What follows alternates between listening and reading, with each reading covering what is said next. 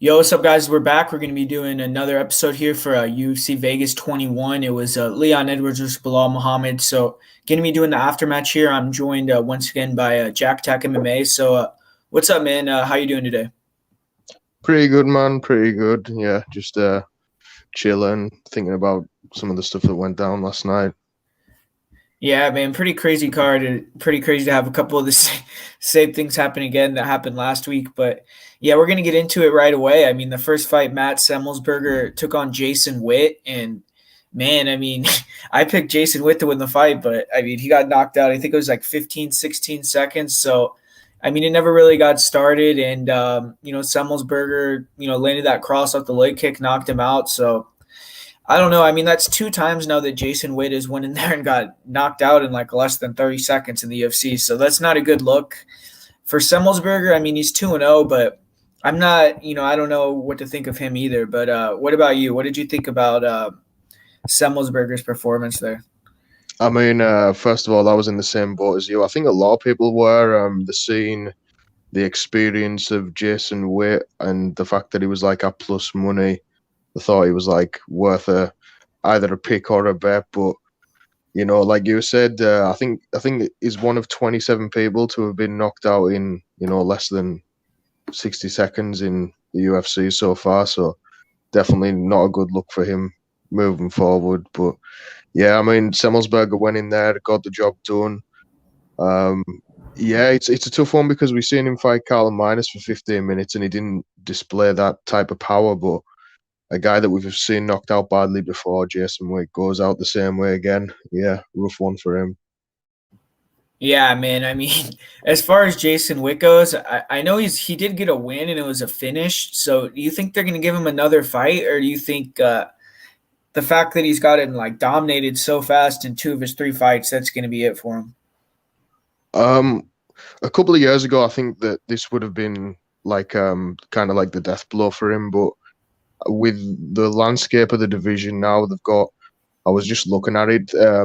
We've got like a fight between Dean Barry and Mike Jackson coming up. Like, whoever wins that fight, they're gonna have to fight somebody. So, they could end up fighting a guy like Dean Barry and Witt. I think wouldn't be too bad of a fight. They've also got Kosuke, who was doing pretty well early in his debut, but gassed out late. I think that could be a fun one. Yeah, I mean, for me, I'm not really super, enthused to see Jason Witt in there again, but I don't know. I mean, it's hard. I don't know if they're going to cut him or not. I feel like you might be right. They might give him another fight, but yeah, I really don't know who you would match him up with. I guess, one of those low level type of guys that you said. But as far as Matthew Semelsberger, I mean, like you said, he's gotten the two wins in the UFC. The first one wasn't really as impressive as this one, but I mean, what type of opponent would you give him next? Would you give him like a sizable step up, or would you still give him, one of these lower tier guys? Yeah, I think because we've seen Witt go out that way before, I think it's kind of hard to place where Semmelsberger's still really at right now, and he still isn't that experienced of a guy. So I would give him the winner of the upcoming bout between Sasha Palatnikov and Bakasanganai. Yeah, that would be an interesting one, especially in my opinion, if it was Impa, I guess, because it'd be two, younger guys. But yeah, I mean, in terms of Matt Semmelsberger, do you think that he could actually make some noise in the division, or you don't know yet? Yeah, for me, it's too tough to say. Like, obviously, displayed great power, but we've seen Witt go out in that exact same manner before. And like I say, he didn't have that type of power against a guy like Carlton Minus, who I don't rate all that highly. So I mean, it's really tough to say how far his ceiling is. But if I were to guess right now, I think he'll maybe pick up a few more wins. I don't know if he'll ever be a ranked fighter, but I guess we'll see. Yeah, so we're going to be moving on to the second fight of the night. Frey taking on Gloria de Paula. And, this fight was upset for a lot of people. I actually picked Frey to win this one, and she went in there and kind of did what I thought with the grappling. She was able to get the takedowns. And when she got on top, I mean, de Paula didn't really show much off her back. She was threatening a little bit in the guard, but, no get-ups, didn't really, seem very dangerous down there. So, she in the third round, I will say she had it looked like a decent bite on that Kimura, but other than that, I mean, I didn't think she really had any close submissions attempts. She did look good in that second round, but Jinyu Frey was able to clearly win the first and the third to me. So, I mean, what did you think about the fight? And Jinyu Frey, she did, get the win with her back against the wall. So, props to her there.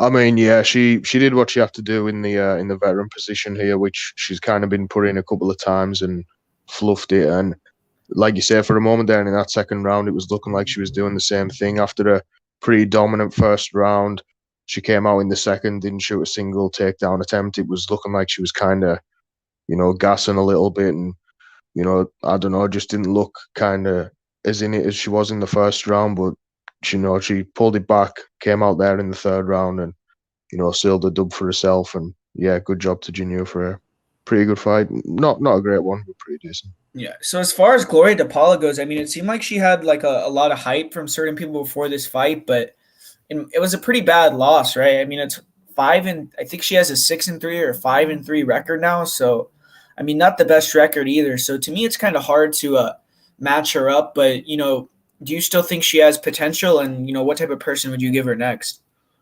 Yeah, I think she's still young in the game, and like you say, 5-3, definitely not a great record. But at the same time, these type of records are kind of commonplace in like the female divisions of the UFC. So I think they'll probably keep her around, and they'll probably give her a girl like Emily Whitmire. Yeah. I think like if they gave her Emily Whitmire, that'd be an interesting fight. I'm trying to, in terms of Jinyu Frey, I mean, she's 1-2 now, but I feel like she did fight, I think Loma's a good fighter. I don't not necessarily sold on Kay Hansen 100% yet, but in terms of Jinyu Frey, do you think she's going to actually be able to hang around in the UFC, get a few wins, or do you think that was kind of just like her one, hoorah type of win in the UFC? Yeah, I think it might potentially be that just because of her age and the fact that she still is kind of undersized in the division. And I don't think from that win that they're going to give her a huge step up. They're going to keep putting her in that position where she's kind of facing the young up and coming girl. So yeah, I mean, she might pick up one or two more wins, but I've got a couple of matchups written down for her here. Mallory Martin and Miranda Granger, and she could win those fights, but I think they're both pretty tough fights for her, honestly. Yeah, another one I was thinking maybe she could fight, but I don't know if it's too, it might be too much of a jump. But I mean, I'm not sure. I mean, what if she fought like someone like Ashley Yoder? You think that would be like an interesting fight? Yeah, I do. And Ashley Yoder's kind of in that spot now as well, where it's like she hasn't had a ton of success in the organizations. I think she's had more losses than wins. So yeah, I think that won't make sense. Yeah, so I mean that fight was all right, but moving on to another fight. I mean another women's fight here, JJ Aldridge versus Courtney Casey. I actually thought this fight was better than I expected. I mean they were landing some big shots at certain points in the fight, but I mean man, it's like Courtney Casey. It seems like she really struggles to get these decisions. Man, I thought she won that fight pretty clearly, to be honest with you. And I'm actually a JJ Aldridge. Like I like her fight style, and I've won money off her more than a few times, but yeah, I didn't agree with that decision. I thought that Courtney Casey definitely landed the harder shots, and the grappling from JJ Aldridge to me, I mean, it wasn't really super effective. I mean, she was controlling against the cage. She got a couple of takedowns, but didn't ever really cement position. And on the feet, I felt like Casey, was winning the fight. But yeah, they gave a split decision to JJ Aldridge, so she got the win there. I'm not really, I don't know what to say. I mean, I thought they both had decent performances, but at flyweight, I feel like, both those girls can beat a lot of girls in the division, but it's just hard to see them kind of move into that, next level. But, who did you think won the fight?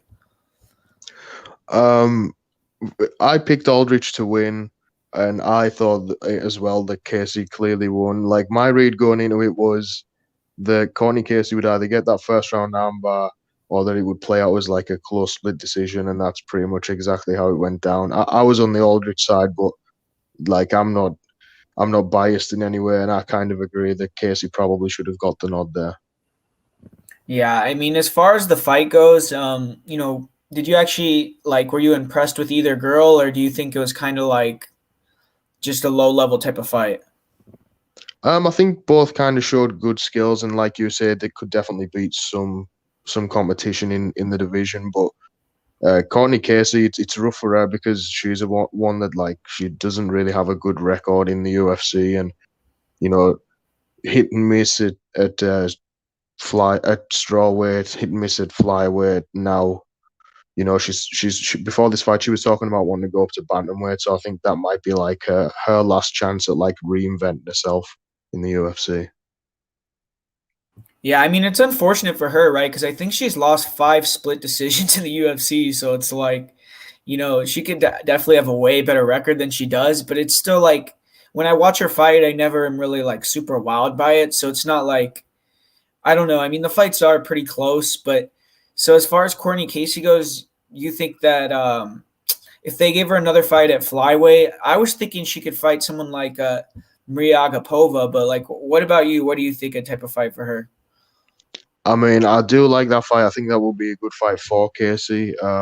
Like to pick up a dub.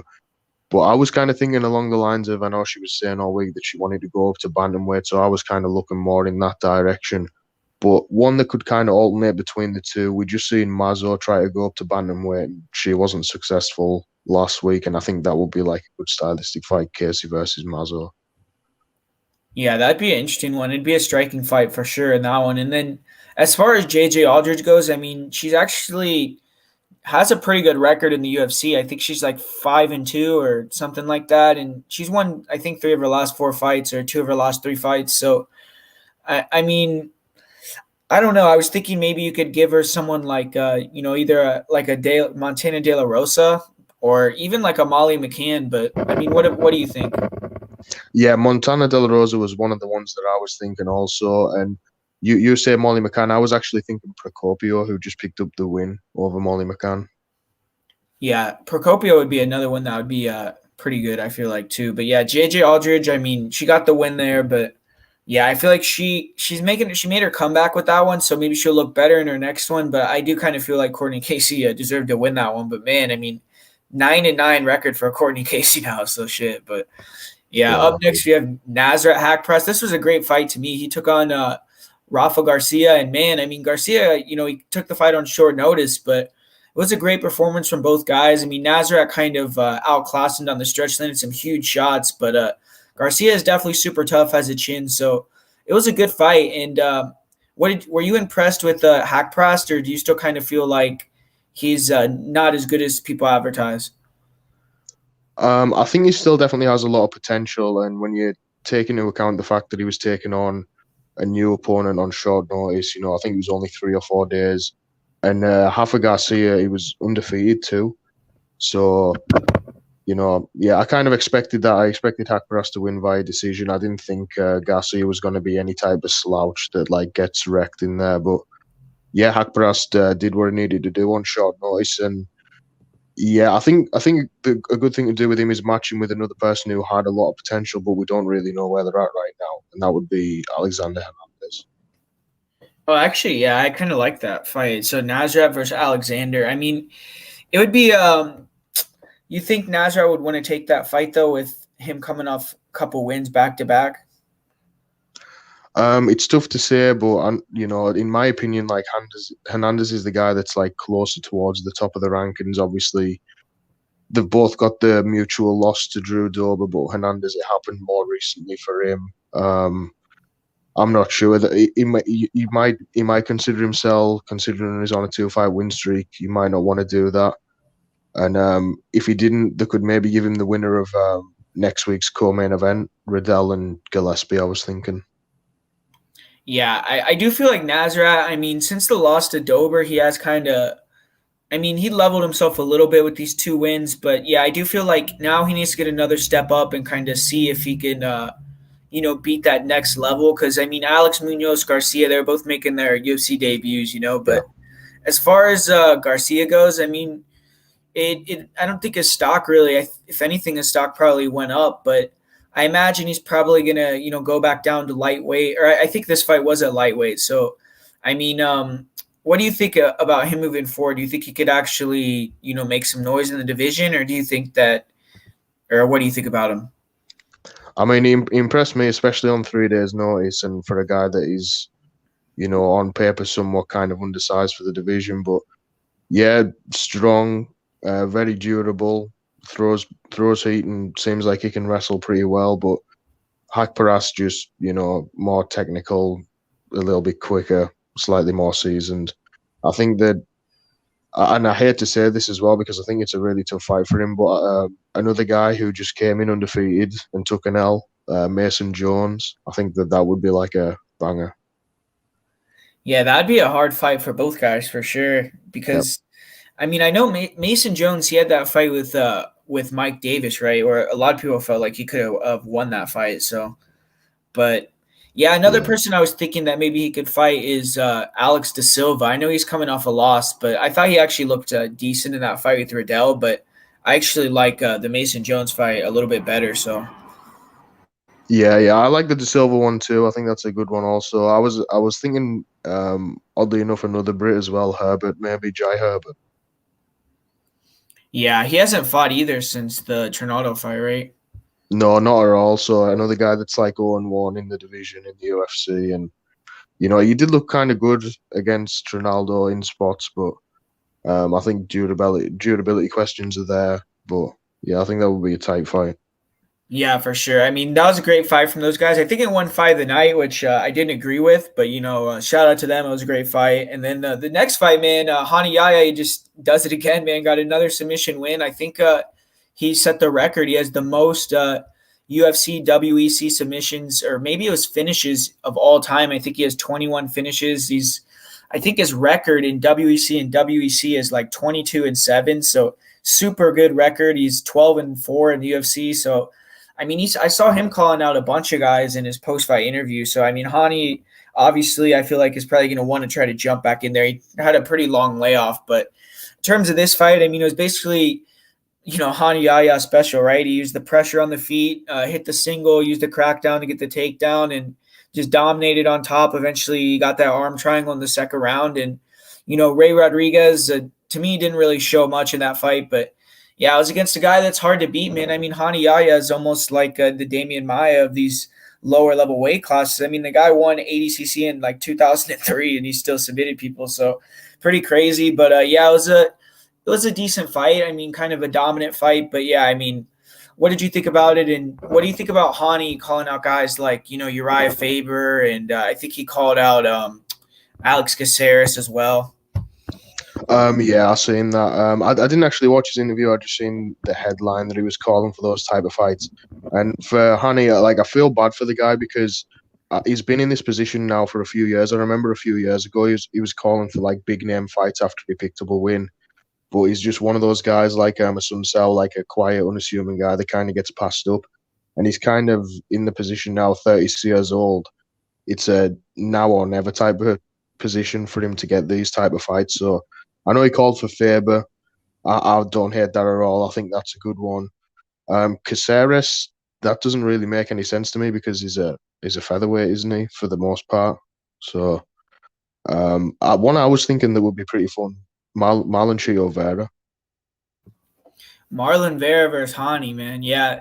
See, that would be an interesting fight for sure. Yeah. I mean, I feel like I don't know if the UFC would give him a guy like that because, I mean, obviously Cheeto just fought like a guy in the top 5 of the division, but yeah, I mean, I would love it if they gave him that type of guy for sure. But yeah, I mean, it's interesting. Another person I was thinking he could maybe fight is like if they want to give him another prospect type guy, he could fight either Nathaniel Wood or Casey Kenny.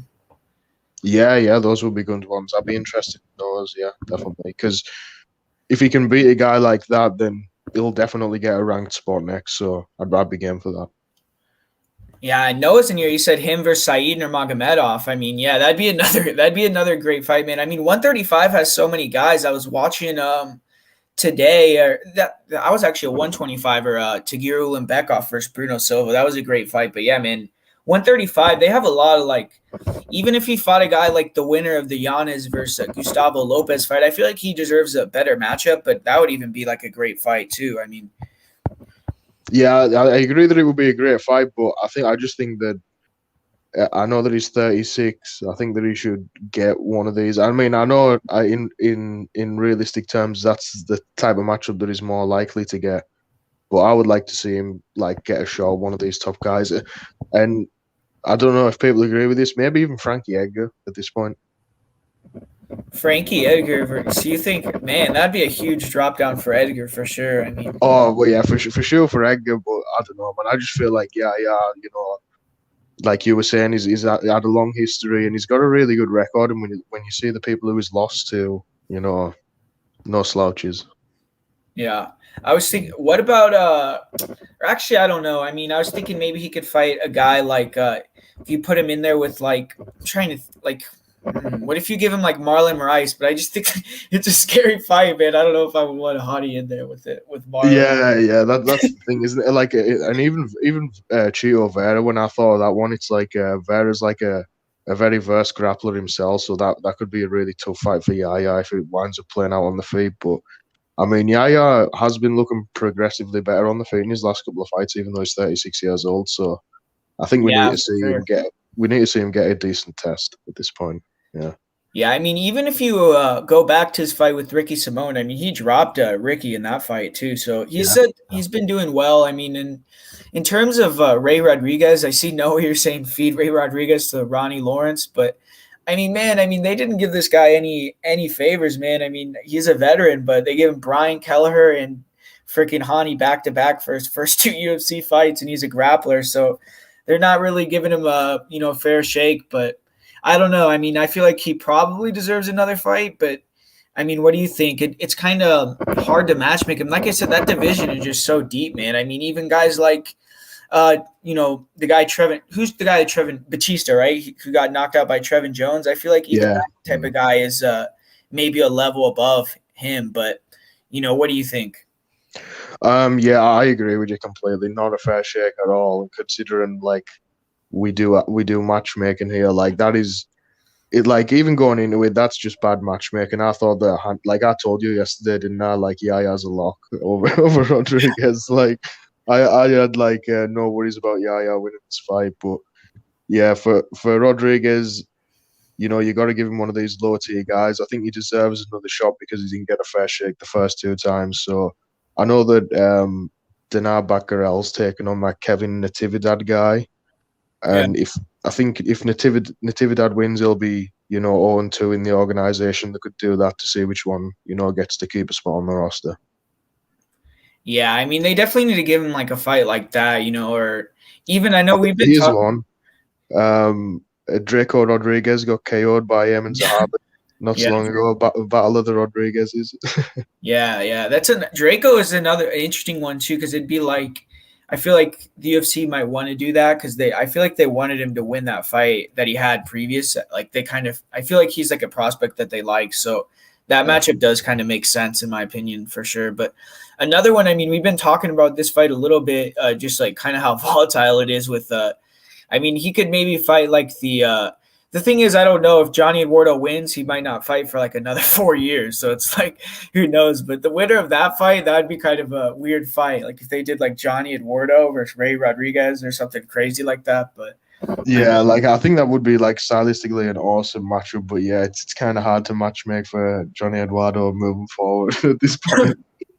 Yeah, man. But we're going to move on to this next fight, man. This, in my opinion, was the best fight of the night. This was one of my favorite fights of the year, man, with Charles Jourdain versus Marcelo Rojo. And, man, I mean, Rojo came in here and he moved up a weight class. It was short notice, but I thought he, the first two rounds are really close. I feel like the second round, Jourdain might have stolen it at the end of the round with the flying knee. But Rojo, I felt like won the first round, was kind of winning the second round pretty easily up until that point. And then, after that, it seemed like he kind of slowed down, didn't really recover 100%. And Jourdain went out there in the third round and just, man, that finish was pretty violent. But sick fight, man, from both guys. Jourdain, I mean, I feel like, maybe this is a confidence booster for him, but I didn't really think it was a super excellent performance. I mean, he was a pretty big favorite, and the fight was pretty close for the majority of the fight. But, he had a real nice finish. He turned it up, and, he showed why he has a lot of fans because that finish was pretty sick. The jump off the cage into the ground and pound. But Rojo, man, going down to 135. I'll be excited to see him fight too. But yeah, man. I mean, what did you think about the fight? Was it your fight of the night as well? Yeah, I would agree with you. It's probably like a shoe-in for a fight of the year so far, and I agree with you. Like, I want to echo the sentiments that you said earlier. Like, the fact that this wasn't fight of the night is kind of ridiculous. And I've seen photos of Rojo's face after the fact. Both his eyes swollen up to fuck, and I just seen him tweet out earlier saying that he he didn't, he had to pay foreign taxes and he only got like the loser check. So he only got like half of the loser purse basically, and he didn't get no fight of the night bonus. I just think that's some bullshit considering the performance that he put on short notice. I had him 2 rounds up going into the third, and Jordan went out there and done what I consider to be like a reverse Zabit Magomed Sharipov. Just completely not there in the first couple of rounds, but definitely showed up in that third round and took him out. But yeah, like that seems to Jordan's one of these guys. He's kind of got some hype on his name after he beat Doo Ho Choi the way that he did, but man, kind of hasn't like lived up to the hype since then. So he got the impressive win here. It was a great fight, but I'm kind of worried about him moving forward, like who to match him up with. I think the best plan for now is to keep giving him strikers. Yeah, I mean, I feel like he's gonna get a long leash in the UFC though, because his record it's like 2-2-1 now at this point. But I mean, just like we said, the fight was so fun to watch, and he's always gonna have fights like that. So honestly, I was thinking a fight that you could match him up with. Maybe you could go out there and get another highlight reel knockout, a fun type of win. Is what if you gave him a guy like a Jared Gordon, because it could test his grappling as well, and maybe, Gordon will dominate the fight, but, he's always kind of had that chin issue. And another guy I was thinking he could fight is Nate Landwehr, because I just think that'd be kind of a crazy fight. But, what about you? Well, my options were I've just got we've got the Zalal Woodson matchup coming up and the Arosa and Choi. I thought like the loser of either of those would be good, but honestly, I think yours are better. Like especially the Gordon one, because I agree that is like a fight that Gordon could potentially dominate. But we seen Jordan in his last fight. He looked really tired in the third round, and that's the type of thing that Jordan could exploit. So, and both guys have kind of had durability issues too. So yeah, I think that could be a really fun matchup. Yeah. Yeah, and I mean, as far as Rojo goes, I feel like he's probably going to go back down to 35s. But yeah, you said you were impressed with his performance too, and I mean, I think he could put on some fun fights at 135. But in terms of matchmaking him, I mean, what do you think? I don't really have any matchups in mind, to be honest. Yeah, like I didn't really consider that, him going back to 135. I know that he fought most of his career there. His last fight before he fought in the UFC weighed in, I think it was a catchweight of 140. This was 145. And he did look definitely undersized to Jordan, but he still looked, like he'd be on the bigger side of bantamweight. So I was thinking they could maybe give him a guy like Danny Chavez. Yeah, that'd be a banger for sure. Yeah. Or what if they gave him Martinez? Oh man, yeah, I'd definitely be game for that. Yeah, 100%. Yeah, I feel like I don't feel like he should get like a big step down. I feel like he should maybe still get another guy like in the top 50, top 40. Even if Yeah. he fought someone like Smolka or something, I wouldn't even be. I Yeah, wouldn't. I agree. For that performance on short notice, he should definitely be rewarded. And it's kind of mind-boggling that he didn't get the performance bonus, honestly, or the fight of the night bonus. Yeah, I mean, I don't get that. I think they gave the fight of the night to Nazareth versus Garcia, but Which was a good fight, but it was nowhere near as good as Jordan and Rojo was. yeah, I agree. I mean, yeah, and I mean, I know Rojo said he had 2 broken orbitals too. So I mean, man, he took a lot of damage too. So, but yeah, and this next fight though is kind of domination for Angela Hill. She went in there and I thought she looked pretty good. Like she maybe could have finished the fight. She was getting a little bit sloppy sometimes and let Yoder get those kind of desperation takedowns. But I mean, overall, it was just a clinic from Angela Hill. She kind of proved that, she's way farther ahead than she was, a couple years ago, where the fight with Yoder was a lot closer. And yeah, I mean, I think she kind of proves that she's in that top 10 discussion. I don't necessarily know if she's ever going to get a title shot or anything like that, but I definitely feel like she's, one of the better girls in that division. So, yeah, it was a good performance. What did you think? I mean, do you think Hill kind of, made a statement there? Yeah, I agree. She's definitely come on leaps and bounds, but it's tough for her moving forward now because there's a lot of girls in the division that have wins over her that are ranked above her, and she is only just coming off of that one fight win streak, and it's a girl that she already beat years ago. So it's kind of tough to place her. But I do agree that she's probably one of the better girls in the division. But I still think she might have to like fight one of these up and coming killers to kind of prove her place still. So what do you think? Like, would you're saying you would give her someone else outside the top 15?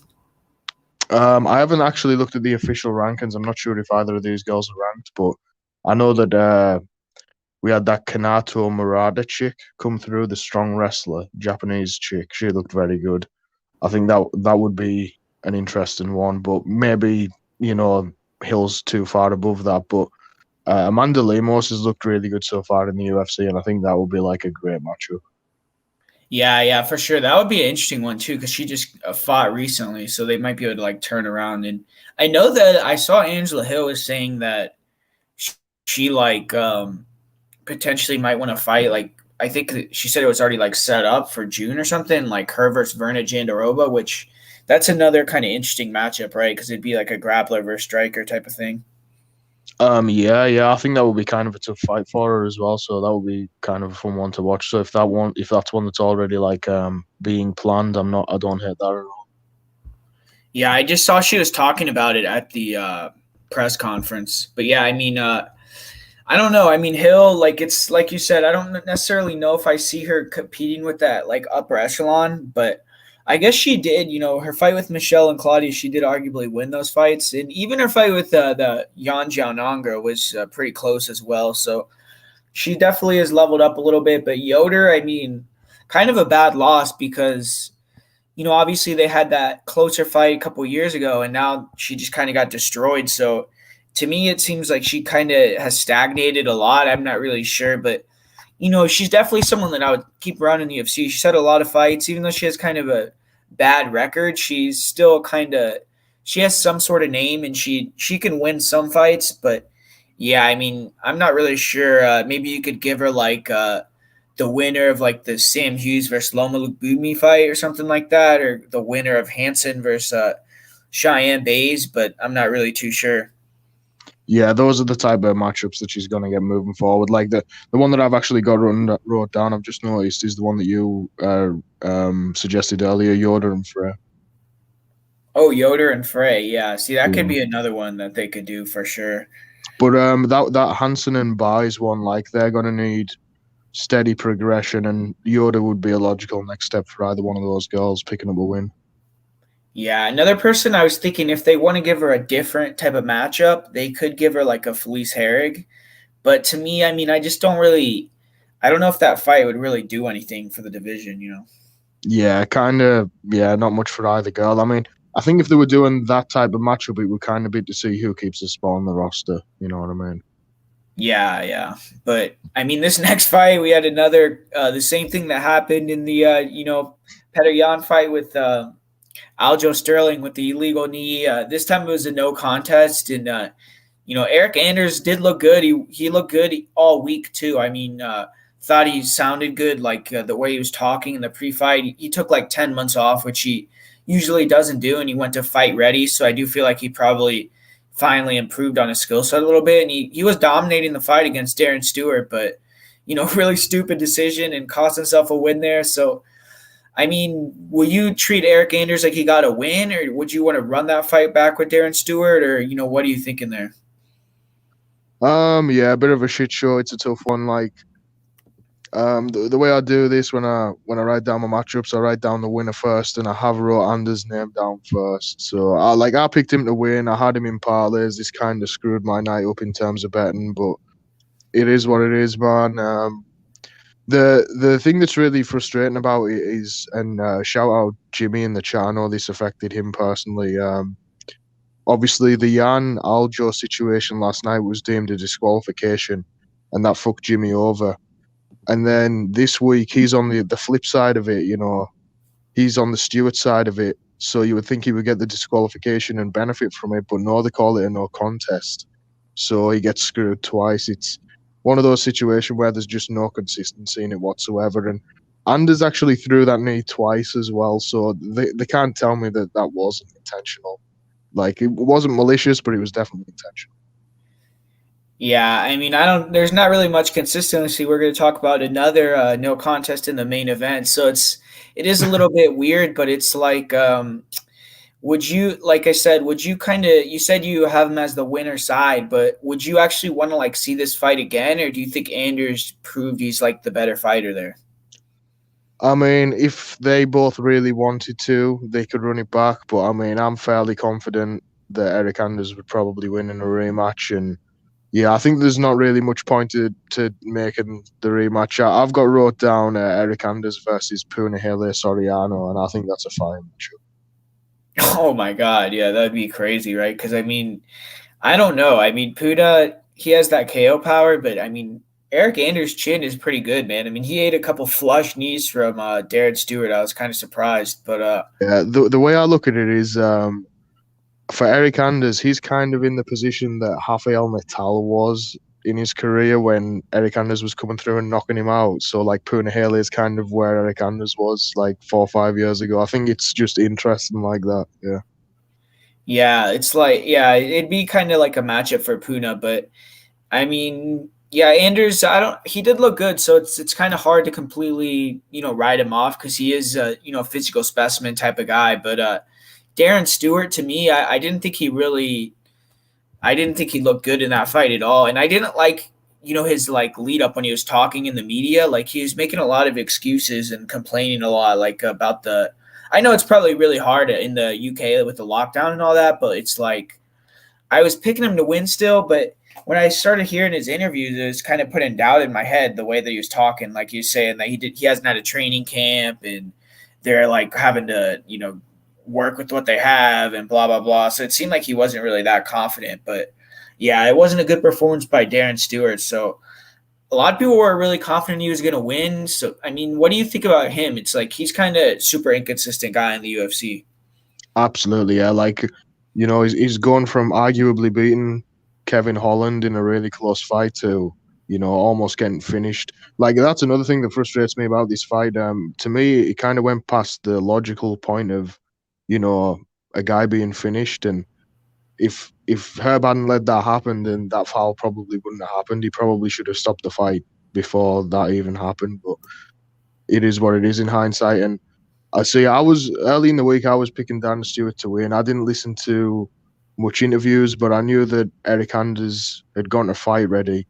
And when I seen the shape that he looked in on the scale, I thought, this is a really close fight, and Eric Anders looks in the best shape of his life. I'll take the shot on him, but it is what it is, I guess, man. For Dan Stewart, I would give him like one of these guys who are basically a prospect that hasn't gotten to where they want it to be yet. So a guy like Buckley, a guy like Dusko Todorovic, I think those are like the type of matchups moving forward for Dan Stewart. Yeah, Noah's saying Phil Hawes. I mean, I would like to see that. I don't know if they would. Phil Hawes is coming off 2 wins in a row, so. Yeah, I think that would be a good fight. I think they'd be more likely to maybe do Imavov and Stewart. That would be a good one too. Yeah, see, I mean, Stewart, it's like he's still fun to watch, so it's like you want to keep him around, and he's a good talker, but yeah, it's like he's kind of a flake, right? It's hard to bet on him or bet against him. Absolutely, yeah. Yeah, Iron Jaw's right though. I mean, they should just give him the belt, like Aljo for sure. But up next here, this next fight, I mean, Mateus Nicolau took on Manel Cape. In my opinion, I mean, I didn't think it was, it was a good fight. It was a technical fight, but I felt like Cape again kind of, didn't go for it as much as he could have. I thought he had kind of low urgency again, but I did feel like he won the fight. I mean, I don't know. I thought that he won the second and the third round. I think that's what it was, but yeah, the judges thought that Mateus Nicolau got the job done in that one, and props to Mateus Nicolau though, because he took a lot of big shots and he was returning a lot of big shots, and it was an entertaining fight for sure. And I mean, Nicolau's a guy that had to battle back in the UFC. He had some good wins in the UFC previous, so I feel like Nicolau is still a factor in there. And as far as Manel Cape though, it's a little bit difficult. He's 0-2 in the UFC, but a lot of people think he should be 1-1, and he has fought two guys that are probably in the top 15. So I mean, what did you think about the fight? Who do you think won? And, what do you think about both of them moving forward? I thought it was a pretty entertaining fight. Nicolau came out there pretty clearly, won the first round, and then Cape went out there, had him hurt bad a couple of times in the second round, clearly picked up the second. And then I had Nicolau winning the majority of the third round, probably the first 3-4 minutes. Not by a big margin, but he was controlling the pace for the most part, landing the biggest shots through the round, and then obviously Cape, I think, landed that big knee towards the final minute of the round. So I feel like it's a really close one. It's debatable. I was on Nicolau early, switched to Cape late in the week, but honestly, I just had no sympathy for him whatsoever after the fact, because, like you said, he didn't throw as much volume as he could have thrown, and we're talking about a guy who, when he was debuting, he was scheduled as an alternate for a title fight in the division.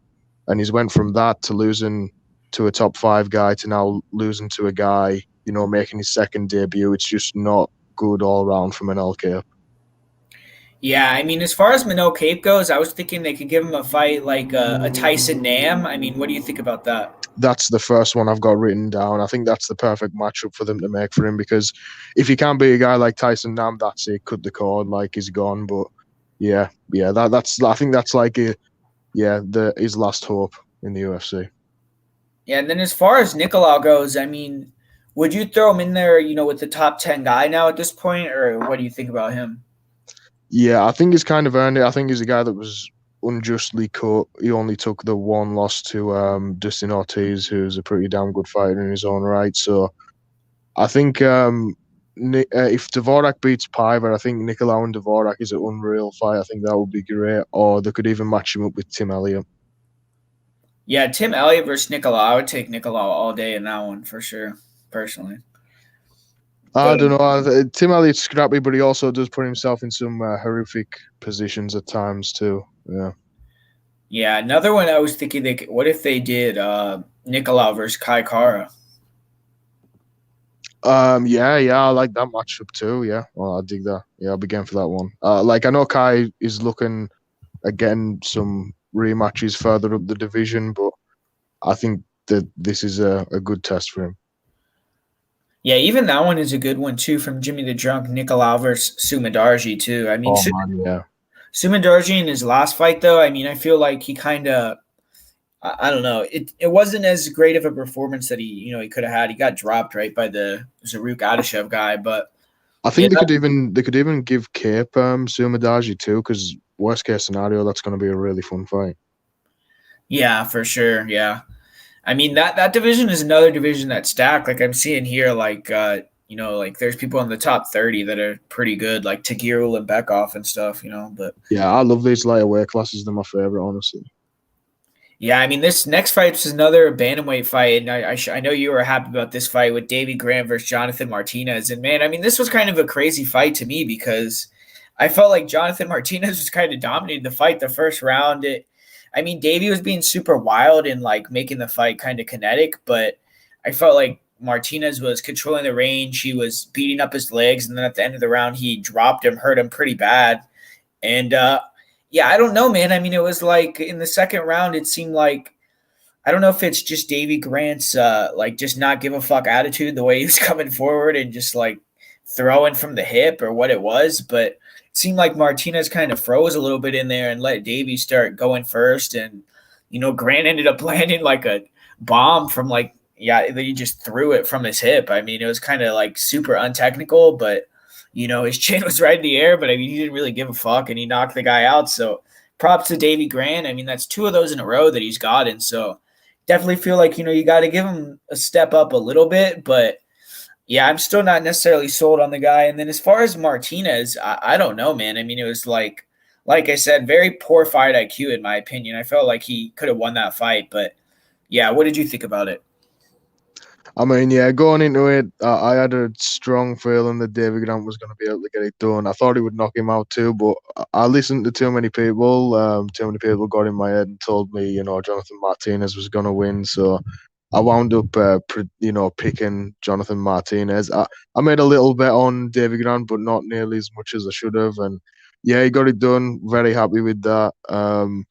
Yeah, Martinez looked good early. This is, back-to-back fights where David Grant's been dropped in the first round now. But yeah, I think it's just that, come forward, not give a fuck mentality that it just kind of overwhelmed Jonathan Martinez by halfway through the second round and then put him out of there. It was kind of similar to Brian Kelleher and Hunter Azure, but, Martinez wasn't gassed. He was kind of just dumbfounded.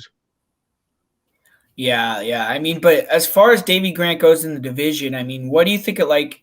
What if they gave him a guy even like a Trevin Jones? You think he could get past that? Martinez No, Davy Grant. or Trevin Jones. I don't know, man. I know that Trevin Jones don't deserve that fight. I was thinking TJ Dillashaw. TJ Dillashaw versus Davy Grant. No, I'm kidding. I've got written down for him. I think he definitely deserves a step up. I think a good stylistic matchup. These guys kind of I think they're both very similar. Davy Grant and Andre Yu. Yeah, I mean, I feel like that'd be a good fight, but I feel like honestly, Trevin Jones he's probably on. I don't know. I guess you Yeah, think. I guess with Yule coming off of losses and Jones coming off of wins potentially, yeah, but yeah. I was even thinking maybe a guy like Barcelos, another guy that's older in the division, but is has a lot of hype. You know what I mean? Yeah, Grant versus Barcelos. I mean, I would be interested in seeing that. I mean, I feel like Ione would be like a minus 500 favorite though. Yeah, I think it would be one of those type of ones, but I mean, I don't agree with that. I think that the fight would play out closer than what the line would suggest. But at the same time, we've seen that Davies his Achilles heel has kind of been his submission defense, and I think that Barcelos would definitely be trying to test that the whole time. Yeah, I see. He's saying Grant versus Yadong Song. I know we were kind of talking about that earlier. I do feel like that'd be kind of a good matchup for sure. Yeah, me too. Agreed. I mean, so are you actually sold on Davy Grant though? Like, if he actually got in there with the guy like Yadong Song or a guy like in the top 20, top 15, you really think he could go in there and get another like highlight reel knockout, or you think this is kind of just I don't know. I don't like he's having like a little blip.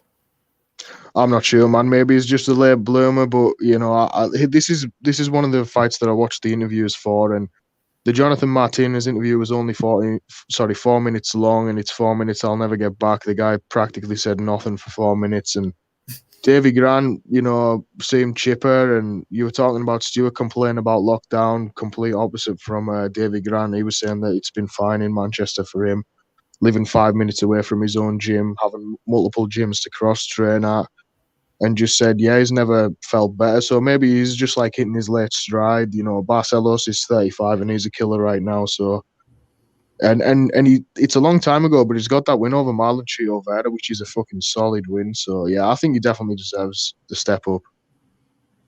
Yeah, I mean he has won 3 in a row, 2 knockouts, so it's hard to kind of deny him at this point for sure. But I'm just not 100% sold on him. If he moves up into that upper level, but I've been picking against him before. So, and as far as Jonathan Martinez goes, it's like he had some hype on him, and he actually was the guy who could have been, I think, 5-1 in the UFC if that decision with Andre Ewell would have went his way. So, I don't necessarily think he's going to drop too far, but this is one of these guys that, I mean, he struggled to make weight that one time before he missed weight against Almeida. And then, this fight, it seemed like, I don't know. I don't know if the weight cut was an issue or not, but maybe he's one guy that might move up in weight classes. But, what would you think about Martinez at this point?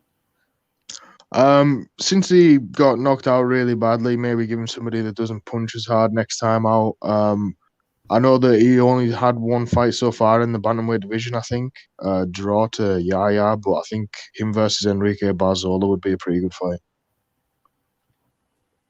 Yeah, that would be a good one for sure. I mean, I feel like Jonathan Martinez still has some potential. He's like a rangy southpaw. So I hopefully he gets a win in his next fight. But yeah, I mean, it wasn't a very good performance in my opinion. I just don't think he had good fight IQ there because I do think he could have won the fight personally. But yeah, I mean, good performance from Davy Grant there, and it was a fun knockout for sure. But yeah, this next fight was probably the best knockout on the card, I would say, with Dan Ige going out there and just dusting Gavin Tucker in like 20 seconds, man. One right hand and the fight was over. And man, I feel like Dan Ige kind of proved his point where he kind of took this fight against a guy outside the top 15. And yeah, he proved that, that guy probably isn't on his level, even though, I mean, it's hard to truly say that because the fight was, over with one punch. But yeah, Ige went in there and just took him out real clean. So, excellent performance from Ige. I mean, definitely feel like he's kind of moved himself back into that upper echelon at 135 or 145. So, what do you think about it? Yeah, it's kind of one that's easy to overlook because it came and went so quickly. But yeah, Ige, a guy that I picked to win. I never really ever considered picking Tucker to win over a guy like Ige. I thought that Ige was going to be like a level above everywhere. But I would be a straight up liar if I said that I thought that he was going to knock him out the way that he did. I thought that Ige would just beat him decisively everywhere and pick up the decision win. But I think it was 12 seconds. Yeah, just over in a flash. Very first punch thrown. Yeah, like you say, it's hard to say decisively that it would have went like that because it was over so quickly. But at the same time, I just think it's evident that not on Ige's level. Yeah, and he called out Korean Zombie in the post fight. I mean, what would you think about a fight like if they did? You think they could do a main event? I think they could do a main event with that of a fight night potentially. Yeah. I feel for the Korean Zombie because I feel like it's a hard stylistic matchup for him to win at this point, and I know there has been dealing with some issues post that Brian Ortega loss, so he's in a tough spot, and I feel like everybody kind of wants that fight right now because they know TKZ is down and out, and I know that they're probably not very likely to do it, but I know they both got the same management, but I would like to see Danige versus Zabit Magomed Sharipov. Man, I mean, yeah, that would be an interesting fight there for sure. I mean, I feel like I don't know. I mean, Zabit hasn't fought in a while, but I don't know if he would take a fight with Ige. But Ige probably is ranked higher. I don't know though, to be honest. I'm not sure. I haven't checked, but I think the last time I looked, Zabit was like third or fourth. But the dude hasn't fought in close to 2 years now. At some point, Danige has to be above him in the rankings just through activity alone. Yeah. I mean, Danny, he definitely deserves a big time fight. So whoever they give him next, I mean, I feel like it has to be a top 10 opponent for sure. Yeah, definitely. Yeah.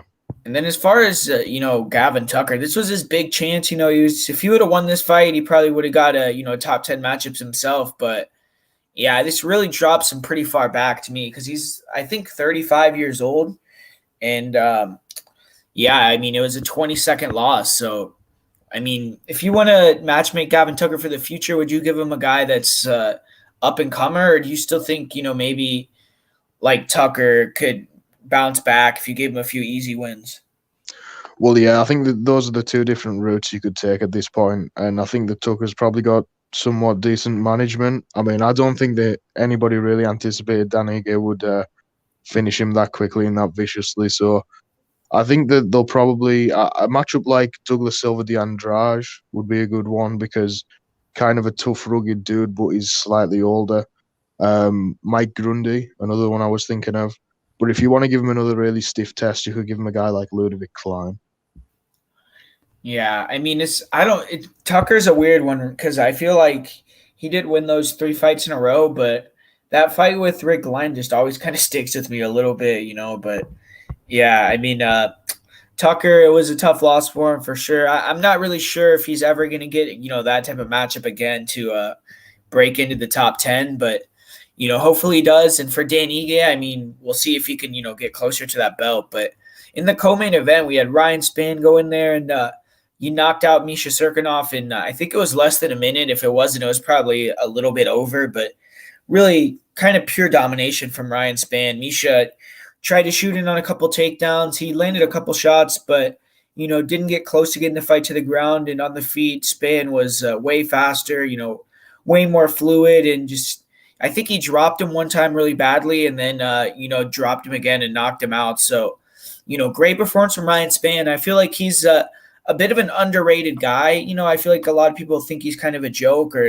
I don't know, but they think he's not a very good fighter because he like had a split decision with Sam Alvey and stuff like that. But he has a good record at light heavyweight. I think he's only lost to Johnny Walker and Carl Roberson. And, I feel like overall he actually has had a good run in the UFC. I mean, he's beaten 5 of the 6 guys that he's fought in the UFC. He has 4 finishes or 3 finishes, I believe. So he definitely, is a dangerous guy and just took out Misha, who's in the top 10 really quickly. So, I mean, as far as Ryan Spann goes, do you actually think he could get into that top 5, or do you still feel like, there's some questions about him? A bit of both. I feel like he still could potentially get there, but yeah, like you said, he has had a pretty solid, sturdy record so far in the UFC. Just the one blip to Johnny Walker, and was it the Contender Series when he lost to Carl Roberson? Yeah. Yeah. So yeah, he hasn't done that bad all in all. It's really hard to be consistent at light heavyweight where you can get shut out like really quickly by heavy hitters. But Misha goes out there, flakes as he often does, and yeah, disappointing from him. But for Spann, I think that he does deserve that next step forward, and a guy that hasn't fought in a while that I think could be a fun matchup for him, and it would definitely test Spann's durability, would be a matchup like Volkan Ozdemir.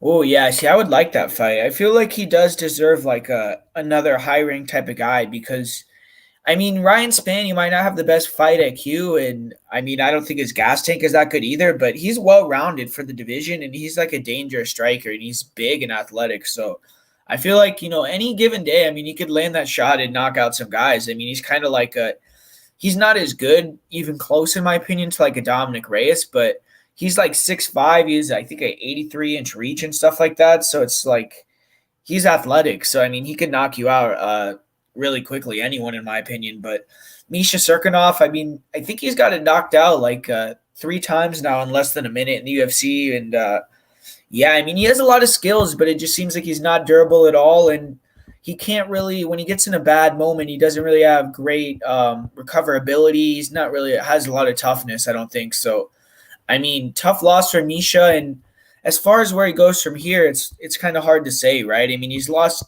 I think, 2 of his last 3 fights. And, if you look at his, I think he's 2-4 in his last 6 UFC fights. So since he's kind of moved up into that top 15 level, he's been getting finished a lot. So, I mean, Misha Cirkunov, would you give him someone outside the top 15 next?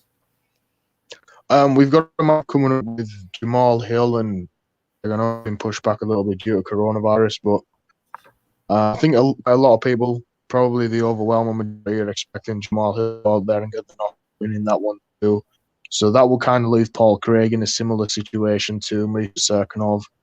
Both are primarily grapplers, and that's the matchup to make.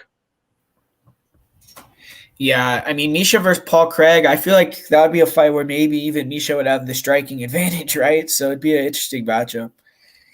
I mean, I would disagree personally, but I could see why you would argue that, definitely. Yeah, that would be a good fight for sure. And then, I mean, Ryan Spann, like I said, you said you would give him a guy like Volkan Ozdemir. If they gave him someone like Volkan Ozdemir, like how good of a chance would you give him to get that win? Like you said, big, strong, athletic guy. Volkan is kind of like not the best light heavyweights too on the flip side, and probably has a much shorter reach. But in terms of durability, I think there's no question Volkan is the more durable guy. Obviously, he's coming off a brutal knockout loss to Yuri Prochazka, who's the beast. So, yeah, I'll give him maybe 35% chance of winning. Yeah, man. I mean, it would be a good fight for sure. I actually like that matchup for sure. And yeah, I mean, it's 205, I feel like, is getting some more bigger athletic guys. So I like the division a little bit more. But man, I mean, moving on to the last fight of the night, it was kind of a bummer in the main event with Leon Edwards. He made his return after a long time off, and I mean, there's a lot of controversy about this fight as well. Why, no contest, disqualification. What should happen after this fight, and I do feel like it. I mean, in the first round, I feel like, to be honest, in my opinion, I think the fight probably should have been a disqualification because, I mean, I just I don't get what the rules are there for because he told him in the first round 2 or 3 times to close his hands when he was gauging the distance, Leon Edwards, and Leon poked him in the first round. So, I mean, he already committed a foul on the guy. And then the second round, he poked him again, and it was a foul that ended the fight. So, to me, I mean, there's intentional, unintentional.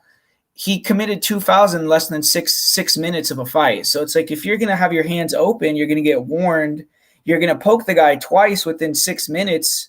I mean, that's your fault, man. You should close your hands. Control your weapons. But other people will say, they feel like, since it was unintentional, you don't want to give a guy a loss like that. But it's hard to say. I mean, I don't know. For Leon Edwards, I don't really like the way that he's handling it after saying that, that's 9 in a row. I mean, how could you say that's 9 in a row, man? I mean, I don't know. But and he's saying he deserves the title shot, which I just don't agree with. But I would personally just run the fight back. I know Leon was he dominated the first round, but, I just don't really know what else he would do with the fight. I know you have a different opinion, I feel like. So, what do you think about it? Yeah, it's a tough one for everybody. It's just an all-round general bummer because, like, I'm a fan of both guys, have been for quite some time. This was like Belal's shot to break into the top three and, like, really, live up to, he's called Remember the Name, and that's what he was, like, trying to get everybody to do. But just one of those things. I just think it's just an unfortunate situation all around. I can understand the argument for the disqualification, multiple fouls in a short period of time, but I genuinely feel like there weren't intentional fouls. He was on a 8-fight win streak. I don't think he wanted to go in there and pick up a no contest or even potentially risk a disqualification loss. And it's kind of hard to give Belal a win in a fight that he wasn't winning very much of at all. He had a little bit of control time, a couple of nice elbows off the break in the clinch, but outside of that, he wasn't doing particularly well in the fight. So I think the no contest was the right call, and it just fucking sucked that was the way that the night ended. Yeah, I mean, as far as the fight goes, like, or in terms of what do you think about the post fight thing though with Leon? The way that he handled it in terms of he said verbatim that was 9 in a row, and then you say that he thinks he deserves the title shot. So, like, I mean, what do you think about what he said there? For the 9 in a row thing, obviously, if you want to get technical about it, he ain't on a 9-fight win streak, but he is on a 9-fight unbeaten streak. He hasn't lost in 9 fights, which is an impressive feat for a guy that hasn't lost since, his second or third fight in the UFC against the guy who is now the champion. I don't blame him for feeling like he's done enough, but obviously that definitely isn't what the general consensus is. I think the majority of people want to see him fight at least one more time before he gets the shot. Yeah, and in terms of him fighting one more time, I know Belal is like on Twitter now, and I know we were talking about this before the fight, and you were kind of giving Belal some shit about it. Him saying like Leon doesn't market himself, and that's why he never gets opportunities like I do. And then, but Belal after this fight, it was smart of him though to go out and start talking shit on Twitter to Leon. Because I feel like it gives him a lot better chance to get the fight. But what do you think about all that? Like, you think they're going to run it back? You think Leon is going to get one of these upper level guys, or like what would be your ideal scenario? I mean, yeah, like what you said, from Belal's like standpoint, especially from like a business standpoint, he's doing like the right thing. He's doing the smart thing to try and angle for the biggest potential fight that he can get. It makes total sense, but for me, it was just like a fight thrown together on short notice because Leon Edwards needed an opponent, and I don't think there's going to be. There's definitely no interest on the Leon side of running it back. There is on the Belal side, so I guess it's all going to come down to what the UFC really want to do.